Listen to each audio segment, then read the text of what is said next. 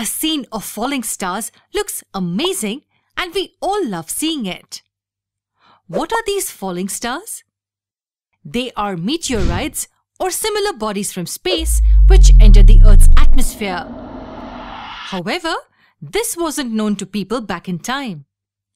People innocently believed that actual stars from space fall down on the Earth's surface. It was due to advancement in science and technology that many discoveries were made, and the fact that these are not stars but meteorites were accepted. The same is applicable to many legendary discoveries of the past.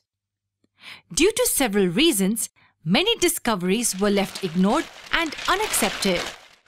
But the advancement in technology helped in better research, which could support the long-ignored works of many scientists.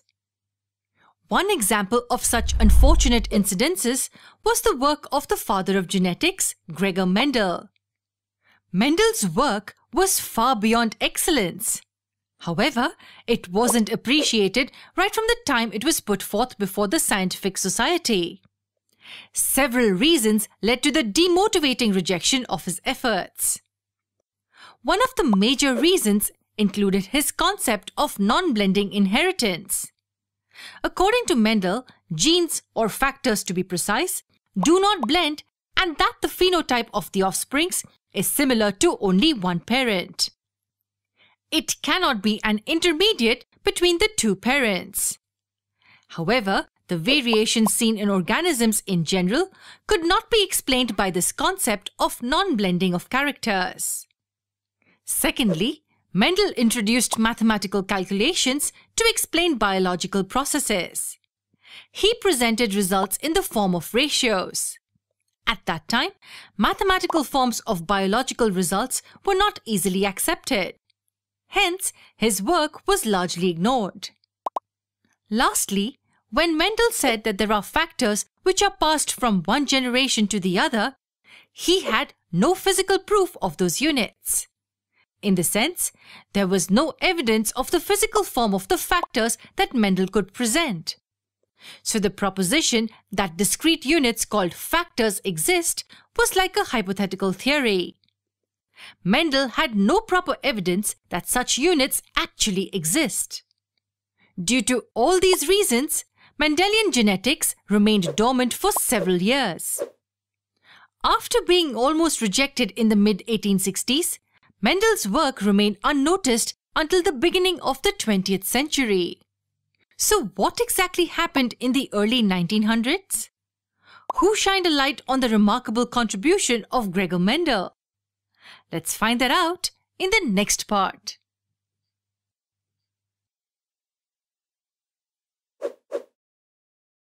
Microscopes ease the lives of scientists.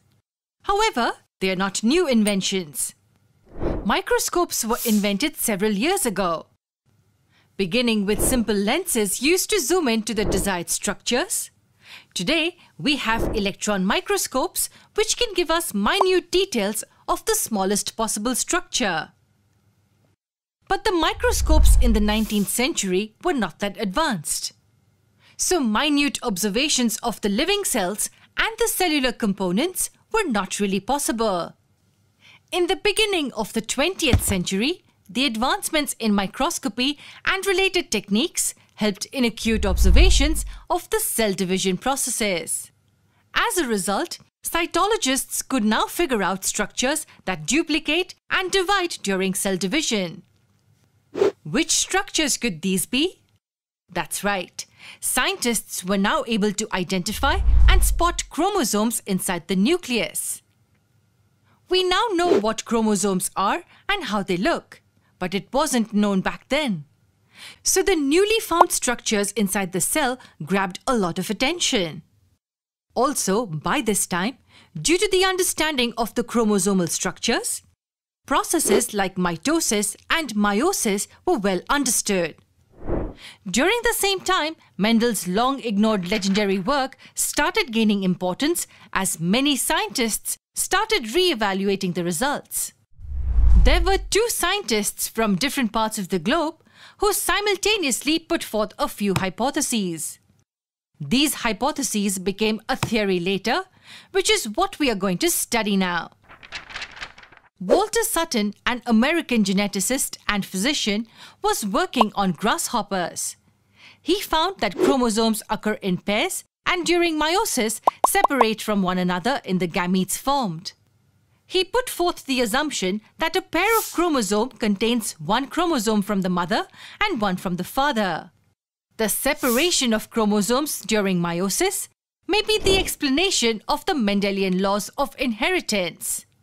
This is what Sutton hypothesized.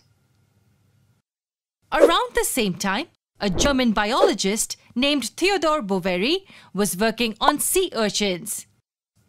He found that in order to have a proper embryonic development, all the chromosomal pairs have to be present in the embryo. Both these works later were combined to give us a single theory, which came to be known as the Boveri-Sutton theory of inheritance. Now, it's also referred to as the chromosomal theory of inheritance. The theory, in simple words, stated that individual genes are found at specific locations on a particular chromosome. Also, the pattern of behavior of the chromosomes during meiosis explains us the Mendelian laws as to why and how the genes are inherited.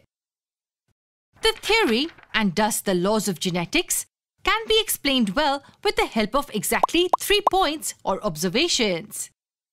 The first point said that chromosomes come in pairs. These are now called homologous pairs by us. One chromosome from the pair comes from the mother, while the other from the father. Isn't this what Mendel had hypothesized about genes too? He said that factors, now called genes, come in pairs. One factor of the pair is from the mother and the other from the father. The next point stated that the chromosomes from a single pair separate from each other during the process of meiosis. That means one chromosome will be passed to the respective gamete. This is just the simplest explanation of Mendel's law of segregation. In the law, Mendel emphasized on the separation of factors, that is alleles, into gametes. The last observation of the theory states that different chromosomes assort into gametes independent of each other during meiosis. This is what even Mendel had said in his law of independent assortment. The alleles of the different genes assort independent of each other during gamete formation. This is how the chromosomal theory of inheritance helps us understand that the genes are present on chromosomes, and also that they are the units of heredity. This is how the theory supported Mendel's work and was useful in proving the laws of genetics put forth by Mendel. However, now the question is, how was this theory accepted? What results were presented to prove this theory right and acceptable?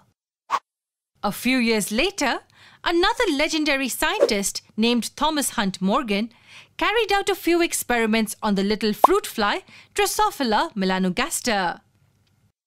His experiments confirmed Sutton and Boveri's theory further. With all this, Mendel's long-ignored work gained recognition and the remarkable laws of genetics were accepted.